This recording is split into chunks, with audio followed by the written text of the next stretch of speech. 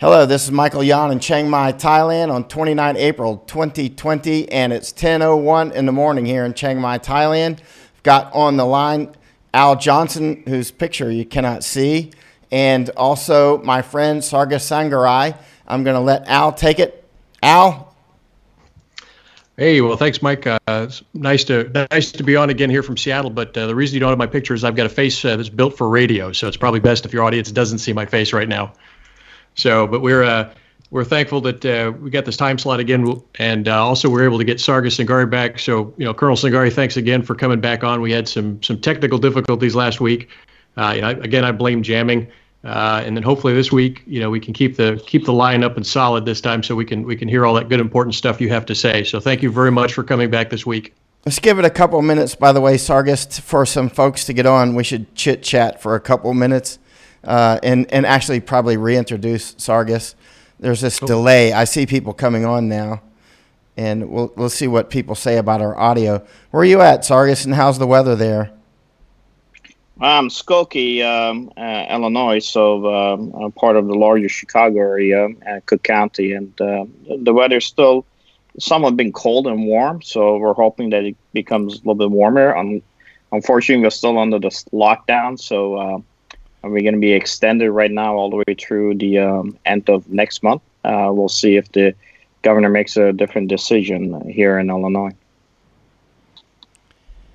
Al, what about you up in Seattle?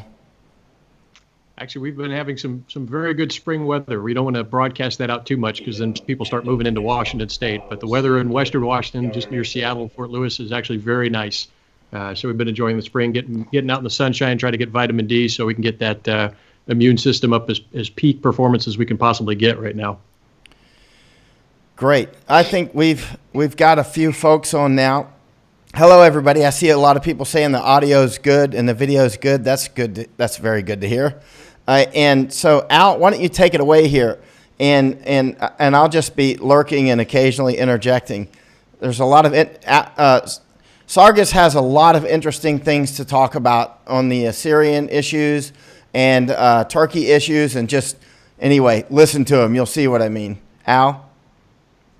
Okay, and then we'll do a quick review for the folks that weren't here last week for the introduction. So just a quick background for Sargis Sangari. He's actually got quite the Exodus story himself. So he was born in Iran, and then just after the revolution, came to America, ended up, planting his flag in Chicago, and then joined the U.S. Army, and that's where we crossed paths the first time when he was in the Army, and I was in the Army at the time, and helped him out with some shaping operations over in the Middle East.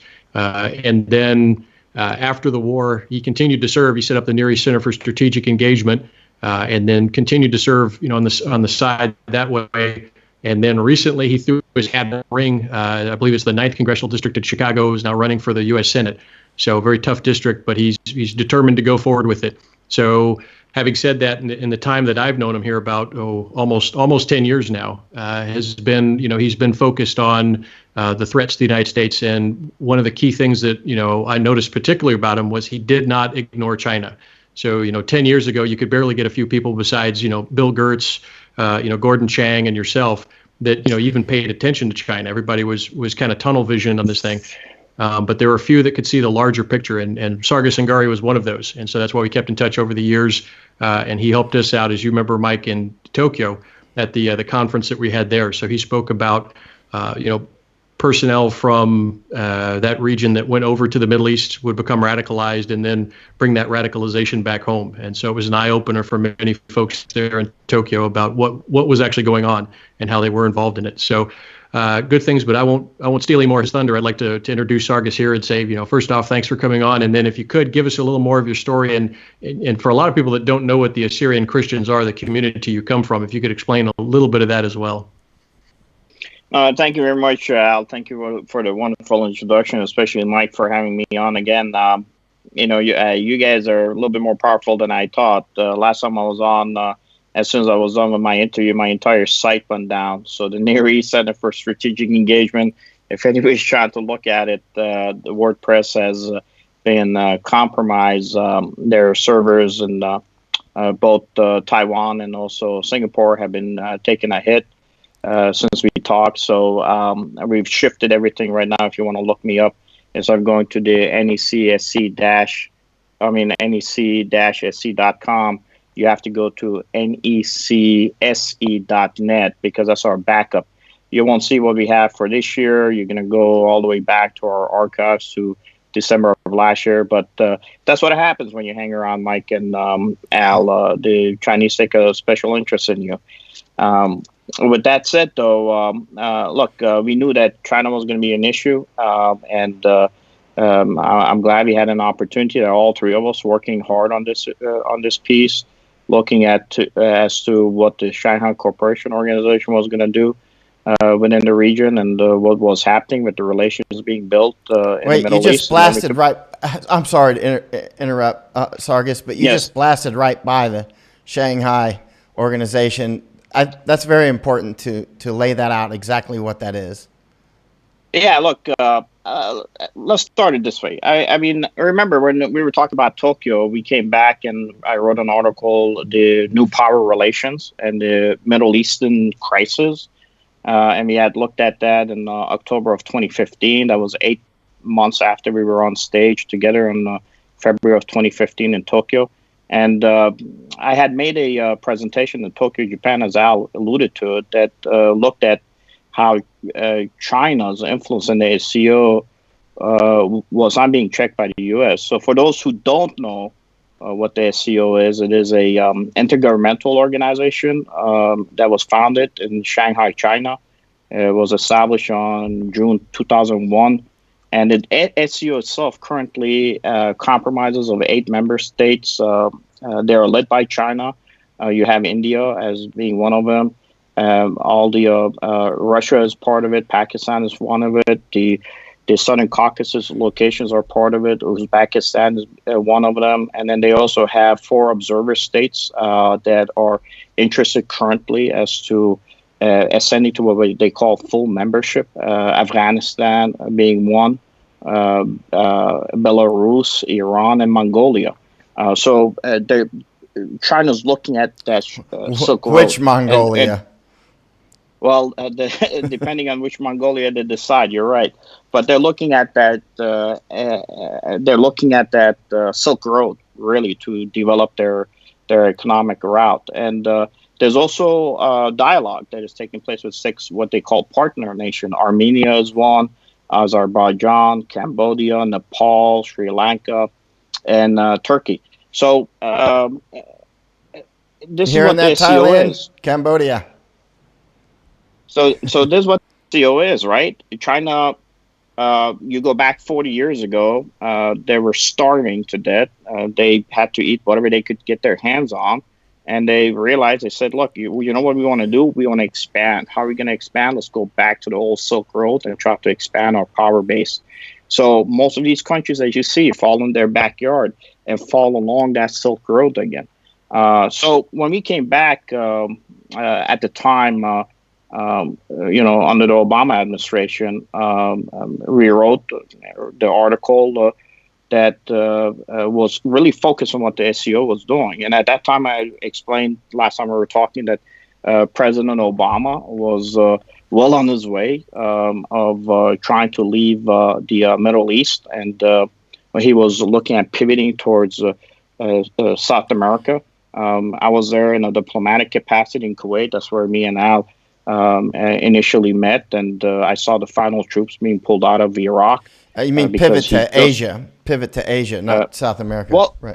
well, Obama was looking at South America, Mike. The current president was looking to pivot to Asia. But Obama had made a decision that we were going to work with the Chinese model. Because here's the deal. The Chinese and the SCO did not want to see U.S.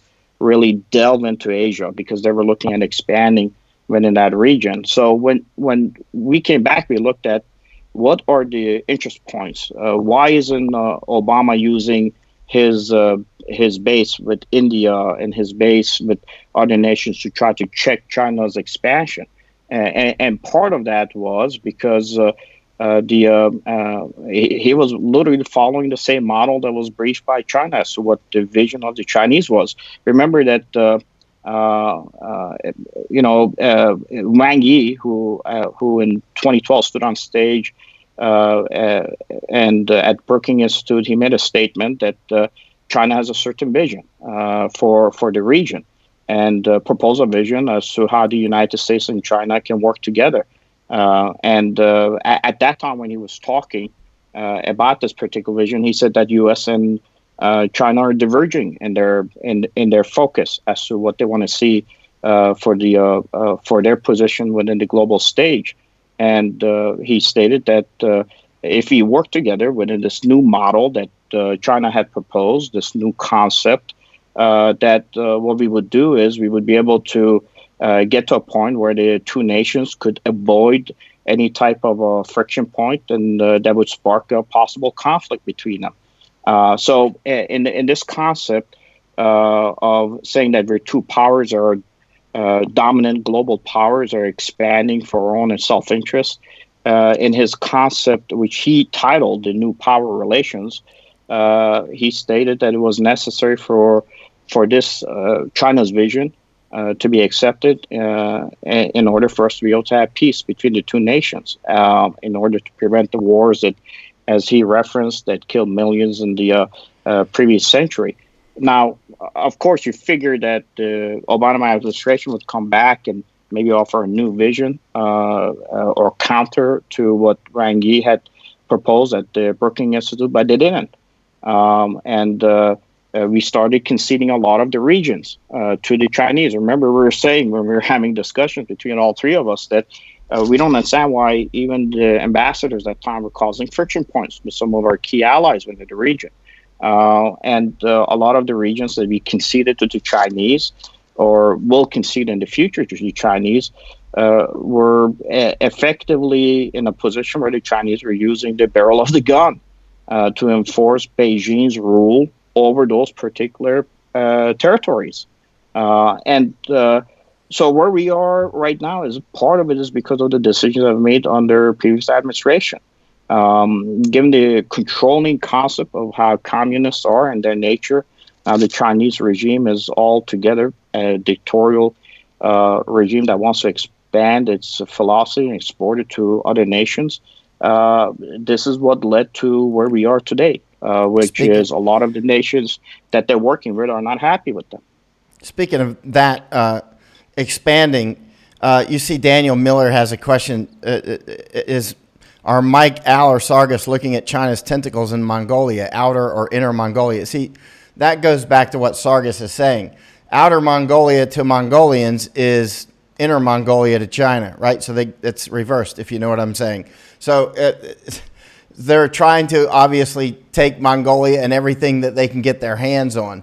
So when you say outer or inner Mongolia, you actually have to specify from whose viewpoint are you looking at this, Mongolia or Beijing, right?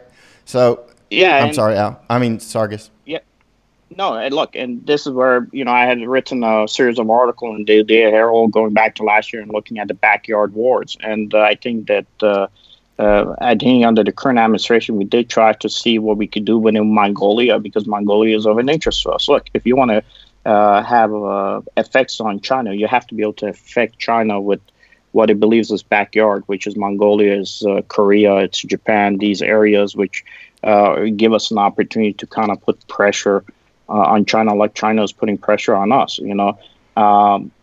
It's sad that we got here, but we got here again based on the decisions that were made previously. U.S. Just in the recent administration, going back to previous administration, really bought into this concept.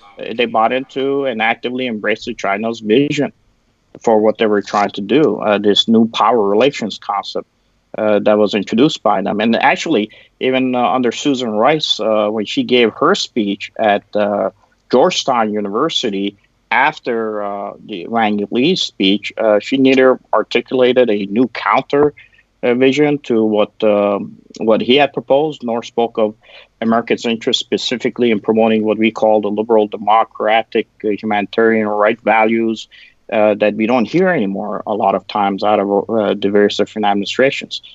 but really discussed into how maybe the U.S. could actually actualize the new power relations with China. So you saw in a few years, whether we liked it or not, under the previous administration, U.S. surrendered a lot of the territory and initiatives to China when it came to foreign policy and the SCO axis. And China right now is headed to where it's possibly capable of putting the pressures on the U.S. that we didn't want to see. Look, in 3 weeks, China was able to really scuttle our economy. China, while we were struggling to see how to get basic medical needs and supplies to our states with the coronavirus spreading everywhere, China was already in the underbelly of NATO, providing support requirements. China is the reason why we can't strike a deal or keep pressure on Iran. Why? Because China is a backbone for Iran. What China does, it looks at Iran as its backyard. China is getting now on the oil markets free oil from the Middle East region, as that's probably going to continue for the next 5 years. I don't see how the oil prices are going to be able to recover.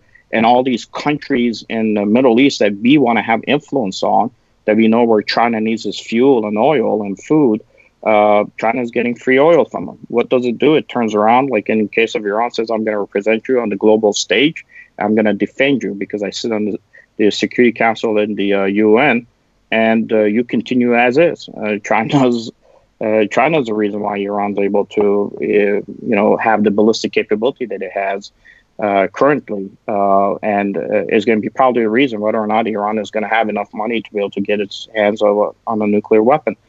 So China's looking at a vision of trying to use the old Silk Road to be able to expand into Europe, and has already been in the underbelly of NATO and working with our NATO allies, whether it be Turkey or whether it be, in this case, Italy, trying to support them with the medical supplies and the manufacturing base that we don't have. I've been told by multiple people that China is not as much of a threat as we believe they are. No, they are, because remember, we're in a fight, as others have said, and it's not Colonel Sangari saying this, the nations we fought against, whether it be Nazi Germany in World War II or Japan or Russia in the Cold War, didn't control our manufacturing base. China controls our manufacturing base. China has enough money through the SCO. It's the 17th. It has 70% of the global GDP that it controls. As of today, right now, if you want me to give a assessment as to where we are, China's on top of that hill, Mike, that we always try to secure. It hasn't secured it yet, but they're sitting on top of it. And the U.S. now has to fight up to be able to knock them off that hill. And you cannot blame them. They went from, like I said earlier, basically trying to eat whatever they could get their hands on. They weren't just satisfied being the 10th largest economy in the world, or the 6th, or the 3rd. They bypassed Japan as a 2nd, and now they are bypassing the U.S. as the 1st largest economy with controlling our manufacturing base. And I know that's a kind of a long-winded answer, but I hope that gives you a holistic concept of where we are today with China. Al? We seem to have lost Al. All right, let's talk about Assyrian issues. We lost Al. Let's talk about Assyrian issues, which I know are dear to your heart. Look, Assyrians went through a genocide in 2014, and they're dear to my heart because, look, both you and me have been in combat. We fought on the battlefields of Iraq. We've lost friends there. And the Assyrian Christians were, when we invaded Iraq, at 1.5 million. Under our watch, Mike, whether we like to admit it or not, and history will attest to it, was under our watch that the Assyrians were attacked before the genocide of 2014, nonstop. Churches bombed, everything was destroyed. There was no protection for them. We had all our military force structures, capabilities on the ground from the U.S. side of the house. Our special forces, EU was there, NATO was there, Japan was there, Korea was there, Australia was there, and in this entire process, Georgia was there. What ended up happening is Assyrians basically went from 1.5 million to almost 150,000 remaining. In 2014, I retired. I established the Near East Center for Strategic Engagement, which is our think tank and policy and operational arm to try to support what we were trying to do in order to keep the root of Christianity, in this case, the Assyrian Christians, alive in the region. We fought both in Iraq and Syria. And one day, the story will come out, and you and me have talked about it, and what their capability was, what they had done.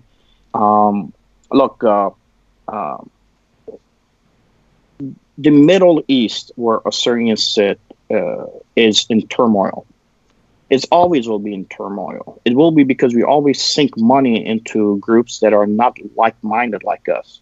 As an example, look, the Chinese are attracted to the Iranians and the Iranians to the Chinese for a simple reason, because China has this vision of its communist philosophy that it wants to export to all the nations. Iran has a Islamic philosophy that it wants to export to all the nations. These two countries are able to get together and work together because of that. We never go down a range and say, hey, we're going to find like-minded people like us. Assyrians and Judeo-Christians. It was an Assyrian church that actually expanded Christianity throughout the Middle East and Asia. Assyrians expanded it from Iraq, today's Iraq, of course, all the way through to all the nations in Asia. They expanded it to Tibet, to Mongolia, to Japan, to Korea, and even areas in Southeast Asia. There are churches that you will find in Saudi Arabia and all over the Islamic regions are actually built by Assyrian missionaries. Jesus Christ spoke Assyrian. We say that Jesus Christ spoke Aramaic. No, he spoke Assyrian. Aramaic, basically, in Aramaic means Araramta. That means the high ground. And the people who didn't know how to describe the Assyrians, because at that time the Assyrians sat in the Hikari mountain ranges, which are around the southern Turkey, northern Iraq area, for kind of a simple reference, those were the Assyrians. So people who tried to refer to them said Araramta. That means these are the people that live in the high ground. But Jesus spoke Assyrian. Assyrians as a nation accepted Christianity. And ever since, they've been dealing with all the tribulations of being singled out for their Judeo-Christian beliefs.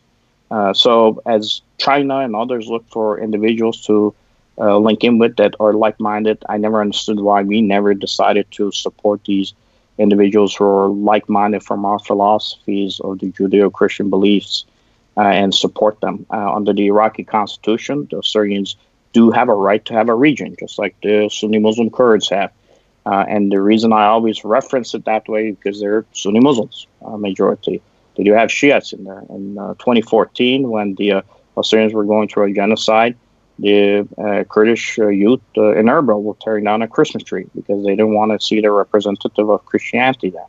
So in the long run, the Assyrians under the Iraqi constitution, which is an Islamic constitution, which we created for Iraq and supported, have still an opportunity to be able to have their own place. And I think if you can have them have their own place, the minority question is now resolved.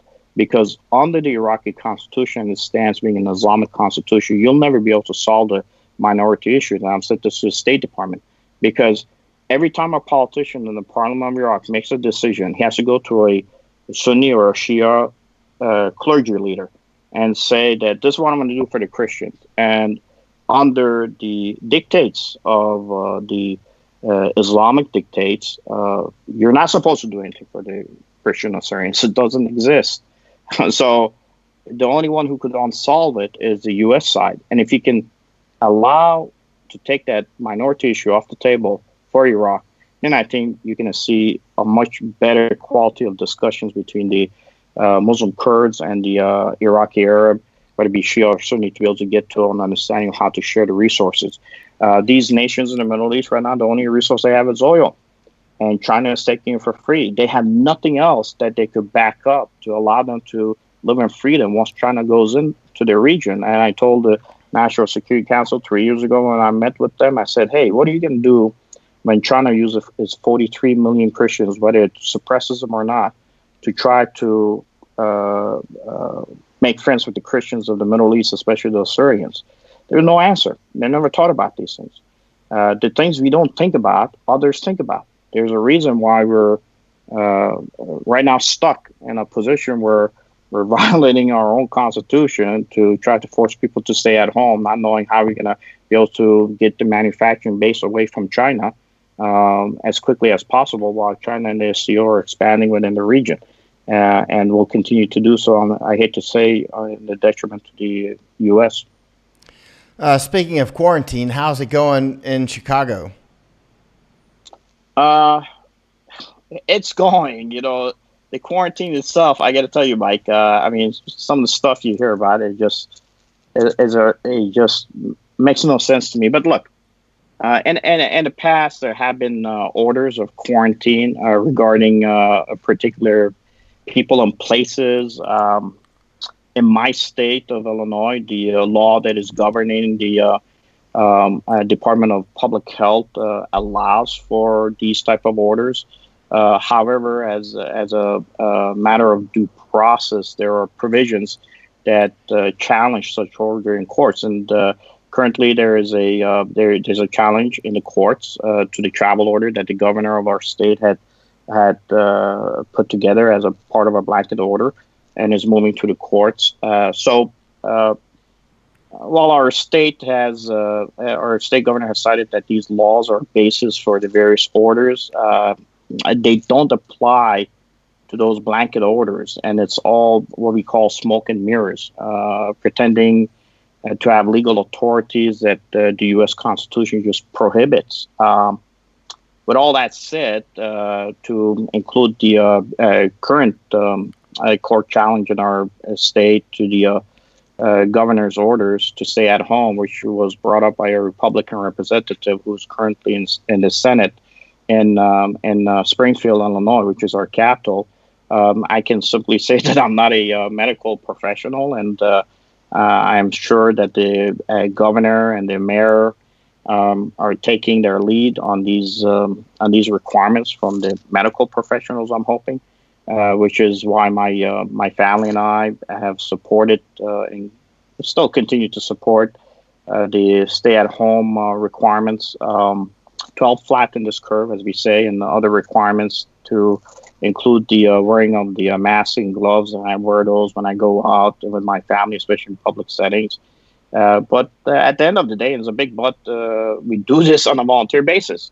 And I keep on telling the politicians these things, we fully know that the blanket orders that are issued by the governors and the mayors across the country are unconstitutional on their face value. This is why I always tell the politicians, do not overreach your authority, but find a common way to work with Americans have already sacrificed. As you know, if they overreach too much, they'll lose all of it. But they do it all the time. Right. If they overreach too much, then they'll have a rebellion. That's a whole different animal. That's not protest. That's a whole different animal. That brings, for instance, in Hong Kong, where I spent 6 months until they kicked me out in February. Those are not protests. That's an insurgency. There's a big difference. Yep. You've been in insurgency before. You well know. Yep. And once you reach that stage, it's way beyond. Hey, it's way beyond going. Hey, calm down, everybody. It's too late for that. They want your neck, and so that's very important for a lot of the U.S. leaders who have become comfortable over the years, not to forget that we are an armed society in the United States, and we are armed for this specific reason, for constitutional overreach, for taking our rights and whatnot, and millions of Americans are keenly cognizant of that, and we're rebellious people by nature. We've just been more, fat, dumb, and happy, let's say, for many generations because the economy's doing well. But if the economy starts to collapse, which it is, and the government starts to overreach, which it is, then you could go into the new ground, which is called rebellion. And that is hard to put the lid back on. Once that thing boils out of the pot, Well, I've been to quite a few insurgencies around the world: Iraq, Afghanistan, Hong Kong, Nepal, Philippines, quite a few. And once it starts, it's way beyond anybody's control on the Capitol building. Look, we're military guys, so we understand this thing. And we didn't take much, especially in combat. When the boss talked, hey, sir, God bless, but that's not your authority. In the first place, you got to turn around, make sure you're doing everything legal. As I tell for politicians, when you overreach, you cause a constitutional crisis. And force, as you were saying, most of what is currently being done, especially in the case in Illinois, it goes to the courts. And the court challenges are going to probably work against you. So you got to find a fine line there, Mike. And a lot of these people don't do that. And this is not going to be the first challenge in the courts. I'm going to tell you. That's where Americans are fighting it today. The various constitutional violations that we have include the First Amendment rights of speech, religion, and assembly, which are being violated. In some cases, as you said, around the country, they're forced the closure of gun shops. In Illinois, they've said is non-essential. Those are Second Amendment violations that we got to deal with. In some other cases, entry on private property, really seriously, by law enforcement to force these blanket orders, like in an example that to enforce social distancing. These are absent of warrant or even stopping someone on the street itself, or Fourth Amendment violations. They're playing with fire, Sargis. They're playing. Yeah. We're never more than that far away from one little video or one little photo that goes viral that really grabs everybody, that people really go into rebellion, because as the tensions keep going up, and we've just seen a naked grab for wealth and wild printing of money that went to the top fraction of 1% of the people, just basically a naked grab, theft, actually. And under the guise of keeping the economy going, did you see how the stock market went up when everything, you don't have to be an economist to realize that it should have been going down, and it's completely artificial. Not to go into that, but the bottom line is conditions are being created for rebellion. This is something that some of us have talked about since I became old enough to see it in the 80s and 90s. If the U.S. economy reaches some point where a significant number of Americans feel despair or hopelessness, and they feel that the government is overreaching, well, it's game on, and you can't calm it down after that point. The fire's on. And so that's a very serious concern in the United States at this point. No, look, you can't do it. The problem is that's the nature of the politician. Is like the scorpion that keeps on, biting the frog. It's a nature. They have to work against their nature. Unfortunately, it's sometimes hard. A lot of these people think that they have these authorities, and it takes a lawsuit to say no. It takes court challenges. But there comes a point where what you're doing, you're degrading your own ability to work with the American people. I think the best place to go against what is currently happening, that's why I'm running for Congress. Go in and vote the incumbents out, period. Just vote them out. Straight slate, clean house. Because if you don't clean house, you're going to have these problems constantly. The American voter, the American person needs to either do it, like I said, through the legal process, try to do it possibly through the ballot box. And if it doesn't work, because that's why they call it the nature of incumbency, I get a running against a person who's got $2.3 million in their coffers. And what happens a lot of times, you're talking about how money gets dealt out. So I take money, I give it to, we'll use the Kennedy Center as an example, because Kennedy Center, a lot of people know about. Well, Kennedy Center gets the money, the employees are fired, or they're not working, they're not getting the money.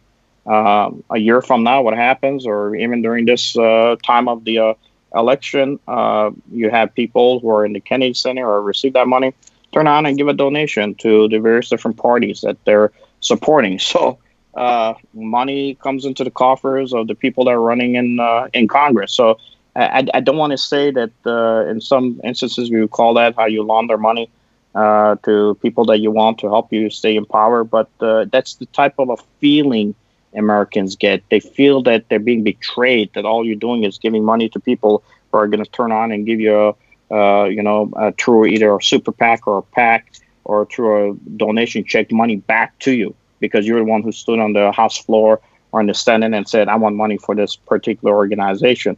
And that's sad. And it gets to a point where you're starting to have the American people not trust their own government. It's not the way that we were put together. I mean, even now you were talking about they took private property, violation of the Fifth Amendment. The restrictions on the freedom of travel in itself. That you mentioned and we talked about everything that was covered by privileges and immunity clauses. These are not jokes. These are violating our constitutional rights on the various executive orders. It raises issues of the due process. If the law's not going to work for us, what are we doing? Where's the Fifth and the 14th Amendment? Most of the issues that we are dealing with today fall on the states. So we talk about federalism as being important for our nation. Well, those are the violations that we talked about, have seen and heard across this country. All those things are applied as a conduct of the states. And again, as you know yourself, the 14th Amendment, where it says that no state shall make or enforce any laws which are going to abridge the privileges or immunity of any citizens that are within the United States. Somebody has to read that stuff. And sometimes I don't understand if a politician actually read the Constitution or even follow it, or with respect to what it says about private property or denying people their within their jurisdiction the equal protections of the law, as it said in the 14th Amendment. So, these are myriads of constitutional violations are taking place, and they're unprecedented. They're dangerous, as you said, in a free society, in a republican democracy, and people will latch out. I mean, when law enforcement has a protection of the government and and the courts, and then enters a synagogue in this case and forces the worshipers to disband, I mean, we should be worried about it. Or when you're assuming that in any case, in any scenario, you could be literally on your bike riding somewhere or in your car, and a police officer can just stop you, even though you haven't violated any traffic laws. That's dangerous. So what authorities are given to our law enforcement to enforce these things? And I love our law enforcement. Nothing. There's nothing in the Constitution. These are not legal, and we get to eventually unscrew this.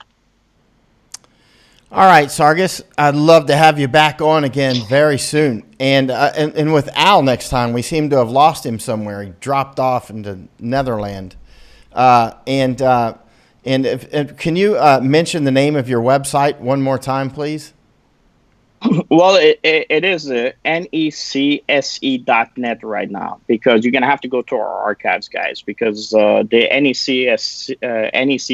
nec-se.com, last time I was on your show, I guess some people don't like what I was saying about China, and we've had problems. So right now that site is parked. We're trying to unscrew it. There's been a lot of issues we're dealing with, and I think these internet issues are going to continue. I hope next time I'm here to talk, we could talk about just what we need to do internally in our nation to be able to counter China. Listen, we got to counter China, not for just our benefit. We got to counter China for the global benefit. Otherwise, Mike, you know yourself, when people say, no, it's not possible, we're never going to go to war with somebody, you'll be surprised. Thanks, Sargis. And I'm looking forward to having you back on soon. And I really want to talk more about Assyrian issues and domestic issues within the United States, which are obviously inching closer to things that some of us have been concerned about for many years. I do not want to see a civil war in the United States or even a low-level rebellion because, as you know, you've been to war. These things, they get out of hand, and then they're completely unpredictable. You know, we imagine how this thing will go, and it never goes like that, does it? It always goes in some, you know, we think we know what's going to happen. It never does that. It goes in some way that's worse than we imagine, generally speaking. All right, brother. And looking forward to having you back on. Bye, Sargis. Outstanding. Stay safe, man. Keep up the fight. You too. God bless.